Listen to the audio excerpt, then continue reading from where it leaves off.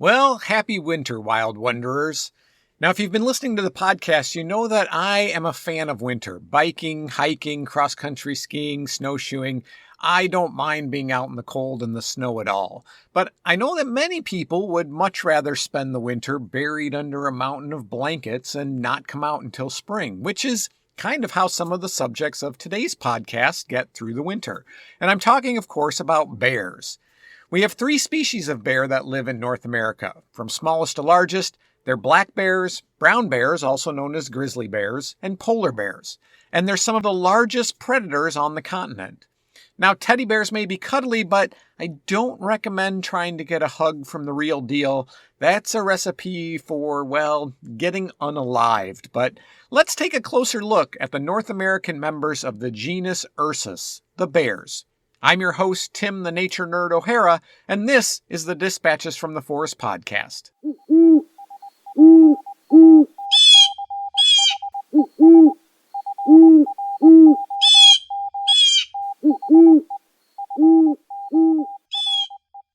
We're going to start with the smallest of our North American bears, Ursus americanus, the American black bear. Historically, black bears occupied most of North America, from northern Canada south down into Mexico, with the exception of some parts of the desert southwest. However, today, they're primarily limited to sparsely settled forested areas. That said, Dispatches HQ is in a semi-rural part of Virginia, and there are black bears in a fairly well-populated area near a reservoir not far away. Unfortunately, parts of that area are also currently being logged and converted into housing, so the future of these bears is highly uncertain.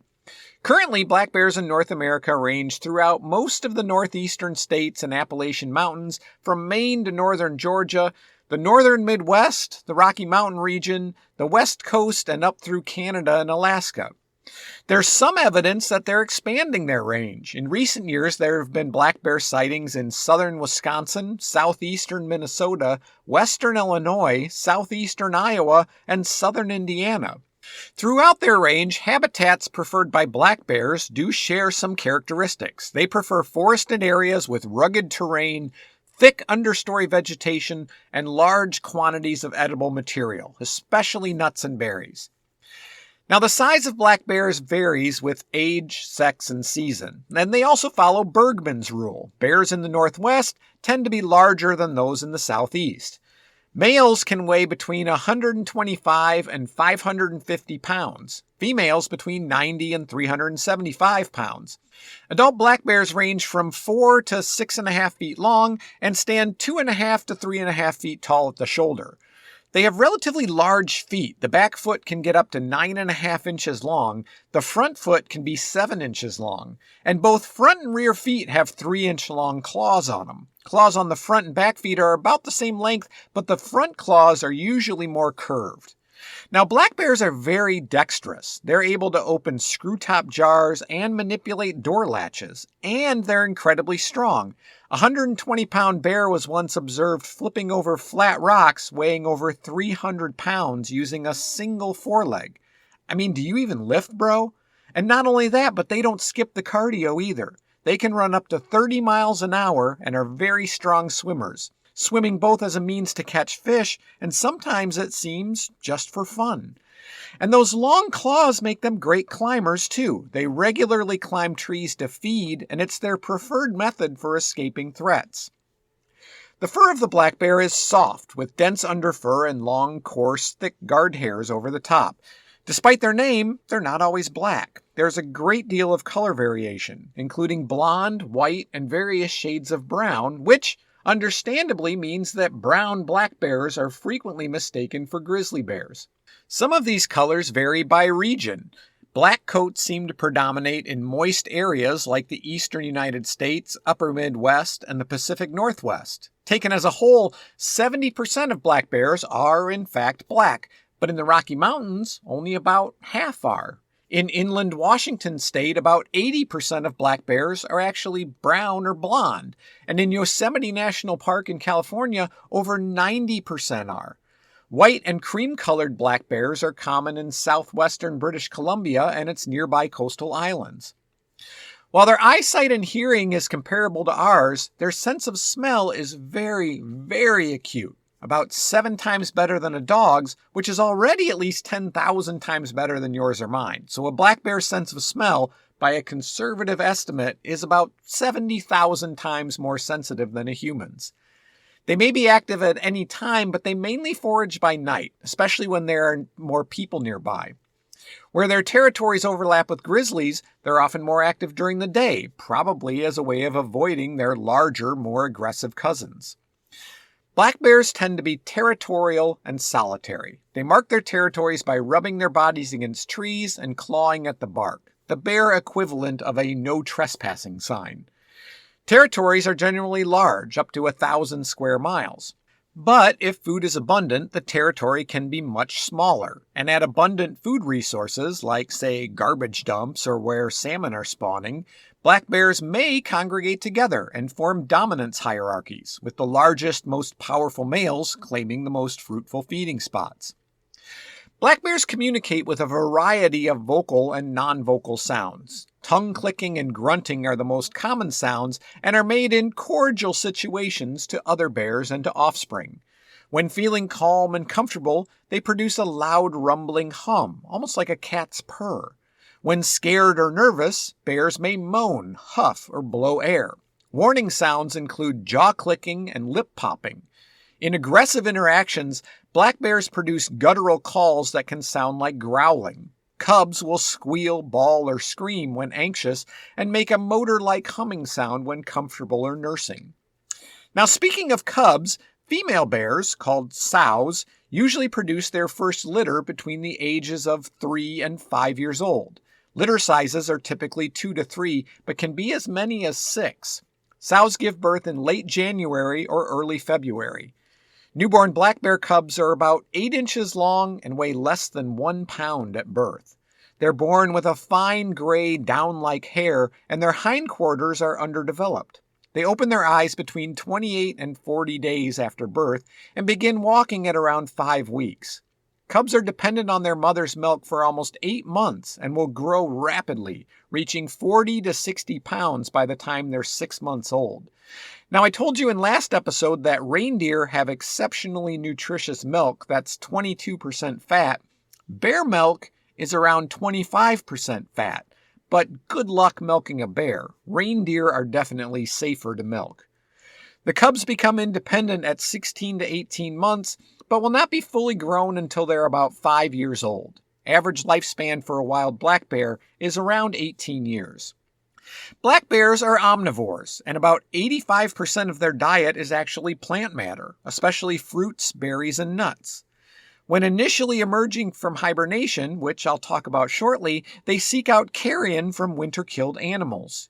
Young shoots and buds from trees and shrubs are also especially important to American black bears emerging from hibernation because these assist in rebuilding muscle and strengthening the skeleton, and they're often the only digestible foods available at that time.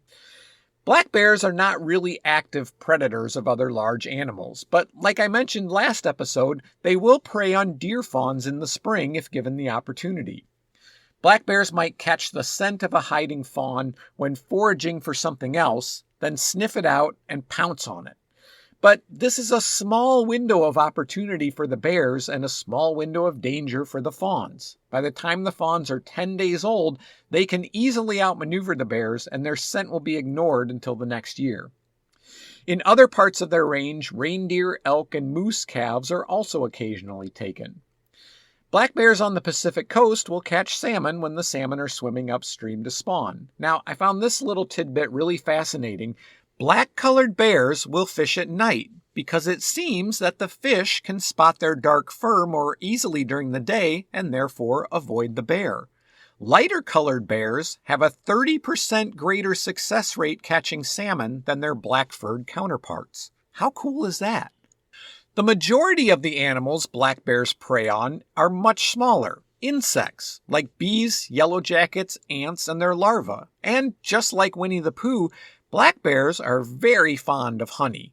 They'll gnaw through trees if hives are too deep for them to reach with their paw, and once the hive is breached, The bear scrapes the honeycombs together and eats them, ignoring the stings from the angry bees. In the autumn, black bears experience what's called hyperphagia, a fancy word for feeling hungry all the time, and eating becomes a full-time job to prepare for winter. Nuts like hazelnuts, acorns, and white-bark pine nuts can be consumed by the hundreds every day by a single black bear, and the availability of these nuts may even partially dictate the bear's distribution. Black bears can put on several hundred pounds leading up to hibernation. So let's talk about hibernation. Bears are very efficient hibernators, able to go months without eating, drinking, peeing, or pooping. Black bears hibernate in hollowed-out dens in tree cavities, under logs or rocks, in banks, caves, or culverts, and in shallow depressions. Although naturally made dens are sometimes used, most are dug out by the bear themselves. They enter their dens in October or November, although in the southern part of their range, usually only pregnant females and mothers with yearling cubs will enter hibernation. Hibernation is, after all, primarily a way to deal with winter food shortages. Depending on the regional climate, hibernation might last anywhere from 3 to 8 months. During hibernation, the bear's heart rate drops from 40 to 50 beats a minute to 8 beats a minute, and their metabolic rate is reduced by about 75%. This reduction in heart rate and metabolism doesn't appear to decrease the bear's ability to heal any injuries during hibernation. Unlike other hibernators, like, say, groundhogs, a black bear's body temperature doesn't drop very much, only about 5 to 10 degrees, and they can remain somewhat alert and active. If the winter is mild, they may even wake up and forage for food. Pregnant females give birth in February and will nurture their cubs until the snow melts. A hibernating black bear doesn't have the same rate of muscle and bone atrophy relative to an animal that doesn't hibernate, like, say, a human would have from a long period of inactivity. Compared to a well-nourished but totally inactive human, a hibernating black bear loses about half as much muscular strength. The bear's bone mass doesn't change, which implies that the bear's conservation of bone mass during hibernation is a biological mechanism. During hibernation, black bears retain all their waste. No pooping, no peeing. Their bodies actually recycle proteins in their urine.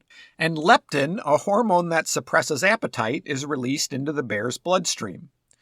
Their circadian rhythm stays intact as well. Hibernating bears can sense the change in the day based on the ambient temperature and the sun's position in the sky. The bear can actually keep track of the changing days and comes out of hibernation at the appropriate time of year to conserve as much energy as possible. Although an adult black bear is certainly capable of killing a human being, they usually avoid confronting people. There are more black bear attacks per year than there are grizzly bear or polar bear attacks, but that's just because there's more black bears. When encountered, they prefer to flee or climb a tree, but they're also known to make mock charges, emitting a blowing noise and swatting the ground with their forepaws. Compared to grizzly bears, aggressive encounters with black bears rarely lead to serious injury. Most black bear attacks are motivated by hunger rather than territoriality, so victims have a better chance of surviving if they fight back. And unlike female grizzlies, black bear sows are less protective of their cubs and will only rarely attack people who come too near their young. Moving up in size, we have the brown bear, also known as the grizzly bear. Grizzlies can measure between 6.5 and 8 feet long. Females average 300 to 400 pounds, males 400 to 800 pounds. Grizzlies in coastal areas are, on average, larger than those living inland, thanks to a richer diet. A grizzly's rear paws can measure up to 11 inches long. Front paws measure about 5 inches wide by 7 inches long, with claws that are up to 4 inches. In places where their ranges overlap, grizzlies are distinguished from brown-colored black bears primarily by the muscular hump on their shoulders. Historically, grizzly bears ranged from Alaska down to Mexico and as far east as the Missouri River, eastern Nebraska and Oklahoma. Now you would find grizzlies in Alaska, throughout much of western Canada, and into portions of the northwestern United States, including Washington, Idaho, Montana, and Wyoming, extending as far south as Yellowstone National Park and Grand Teton National Park. Like black bears, grizzlies are normally solitary, but in coastal areas they will gather around streams, lakes, rivers, and ponds during the salmon spawn to take advantage of the abundant resource. Also like black bears, grizzlies are omnivores. Their diet consists of both plant and animals, although they're more likely to dig for roots and tubers than black bears are. Grizzlies have been known to prey on large mammals when available, like moose, elk, caribou, deer, bighorn sheep, bison, and even their black bear cousins. But again, they're more likely to take calves or injured individuals rather than healthy adults. They also readily scavenge on carrion. And despite their size, grizzlies also depend heavily on berries and insects. One study found that in certain areas, grizzly bears may obtain nearly half of their annual caloric needs by eating miller moths, up to 40,000 a day when these insects congregate on mountain slopes in the summertime. One of the challenges faced by grizzly bears is that they have one of the lowest reproductive rates of all terrestrial mammals in North America, and this is due to a number of factors. First, male grizzly bears have very large territories, up to 1,500 square miles, which can make finding a female difficult in areas with low population densities, a bit like the proverbial needle in a haystack. Second, they don't reach sexual maturity until they're at least 5 years old, so they have to survive long enough to reproduce. And third, once mated with a male in the summertime, the female delays embryo implantation until hibernation, which means that in the meantime, she risks a miscarriage if she doesn't get proper nutrition and calorie intake.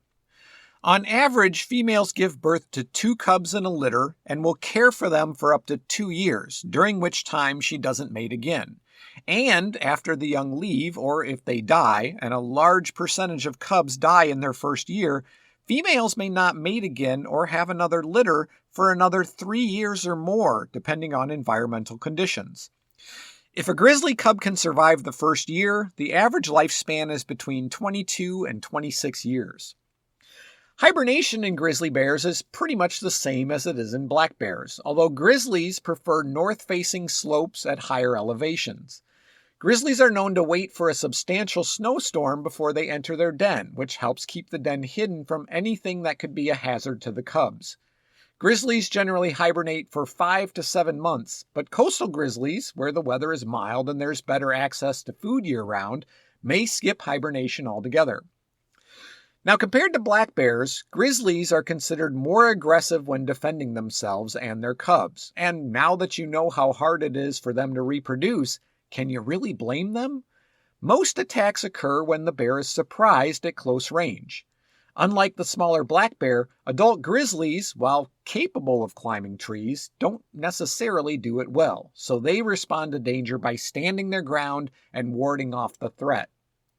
Mother grizzlies defending cubs are the most prone to attacking and are responsible for about 70% of humans killed by grizzly bears. People often reference their mama bear instinct when they jump to the defense of their children, and this, obviously, is where that idea comes from. Now, that said, children need to take note. There have been cases where mama grizzly is ready to mate again, and her fully grown cubs refuse to leave, which results in the mother bear attacking and even killing her own offspring. Just saying, it's a cautionary tale for any adults still living in their parents' basement. Update that resume and check your credit score. It's a good New Year's resolution. Now finally, we have the largest bear, not just in North America, but in the world, the polar bear. An adult male polar bear stands about 4 to 5 feet tall at the shoulder, but can be 8 to 10 feet long and weigh between 800 and 1,500 pounds. Females are 6 to 8 feet long and weigh about half as much. Polar bears have large feet, up to a foot in width, which acts like a snowshoe, distributing their weight when walking on snow. And the pads of the foot are covered in small bumps, which provide traction on ice. Compared to the grizzly, the claws of a polar bear are shorter and more scooped, which again makes them better for gripping on or digging through ice and snow. Polar bears are superbly insulated. They have up to 4 inches of body fat, and their fur, like the reindeers I talked about last episode, is composed of a layer of dense underfur and an outer layer of guard hairs, which, fun fact, may look white to tan, but they're actually transparent, although they tend to yellow with age. Also like reindeer, this layer of fat, combined with the hollow guard hairs, provides buoyancy, making polar bears excellent swimmers. They can swim 6 miles an hour for literally days at a time. When sprinting on land, they can get up to 25 miles an hour. Unlike black and grizzly bears, polar bears are not territorial. They're generally solitary, but they've been documented playing together for hours at a time and even sleeping together. One polar bear zoologist described adult male polar bears as having, quote, well-developed friendships, unquote. In addition to various sounds like those made by other bears, polar bears communicate using scent left in their tracks, allowing them to keep track of each other in the vast Arctic wilderness. Polar bears are the most carnivorous member of the bear family. More than 70% of their diet is meat, which makes sense. Not a lot of plants in the Arctic, but they do eat plant matter when it's available. Their diet consists primarily of seals, and with their incredibly acute sense of smell, they can detect a seal under 3 feet of snow from a mile away. Their primary hunting method is known as still hunting. After using their excellent sense of smell to locate a seal breathing hole in the ice, the bear will crouch nearby in silence, waiting for a seal to appear. The bear might have to wait several hours, but when the seal comes to the hole to breathe, the bear reaches into the hole with a forepaw and drags the seal out onto the ice. The bear then crushes the seal's skull with its powerful jaws. Mature bears tend to only eat the calorie-rich skin and blubber of the seal. Their metabolism is actually specialized to require large amounts of fat from marine mammals. While they're opportunistic and will eat anything they can't get enough calories solely from terrestrial animals. Polar bears don't hibernate like black bears and grizzly bears. Male polar bears are active year-round. Mating takes place in April or May, and like the female grizzly bear, the embryo won't implant until August or September. In the interim, the pregnant female can gain over 400 pounds, nearly doubling her body weight. In the fall, the pregnant female digs a maternity den, usually on land a few miles from the coast, consisting of a narrow entrance tunnel and 1 to 3 chambers. Most polar bear dens are in snowdrifts, but they may also be dug underground in permafrost if there's no snow yet. In the den, she enters a dormant state similar to hibernation, but not as deep, kind of a hibernation light. The polar bear's body temperature doesn't decrease, but her heart rate will slow to about half its normal rate, from around 50 beats a minute to about 25. Cubs, usually 2, are born sometime between November and February and weigh less than 2 pounds. They will remain closed in the den until mid-February to mid-March. When the mother bear breaks open the den entrance at this time, the cubs will weigh 20 to 30 pounds. They'll remain near the den for another couple of weeks before embarking on the long walk to the sea ice where mama bear can hunt seals again. The cubs will learn to hunt by imitating their mother's methods. It's interesting to note that female polar bears have been known to adopt orphaned cubs. Cubs are weaned by the time they're 2.5 years old, at which time the mother chases them away or simply abandons them. Sibling cubs sometimes travel together and share food for a couple of weeks, even months after their mother leaves. Now, polar bears rarely attack people unless they're severely provoked, preferring, like other bears, to avoid humans if possible. But due to a lack of prior human interaction, hungry polar bears are extremely unpredictable, fearless towards people, and have been known to kill and, yes, sometimes eat humans. While attacks by grizzly bears often happen when someone surprises the bear, this isn't the case with polar bears. Polar bears are stealth hunters, and the victim is usually the one getting surprised, unaware of the bear until it's too late. And where grizzly bears may maul a person and then leave, polar bear attacks are more likely to be predatory and are almost always fatal. Now, fortunately, due to the very small human population around the Arctic, polar bear attacks are extremely rare. But I want to wrap this up on a happy note. So I'm going to leave you with a quote from one of my favorite bears, Winnie the Pooh. Quote, "Any day spent with you is my favorite day. So today is my new favorite day." Unquote. Thank you, listener, for spending some of your time this past year listening to me. Make sure to click the like and subscribe buttons. Maybe also consider becoming a patron to support the work I'm doing. You can do that by going to patreon.com/dispatches from the forest. One-time donations can also be made through PayPal at the same name where you can email me if you should be so inclined. dispatchesfromtheforest@gmail.com. I'm your host, Tim the Nature Nerd O'Hara, wishing you a very happy new year and reminding you to go outside and get dirty.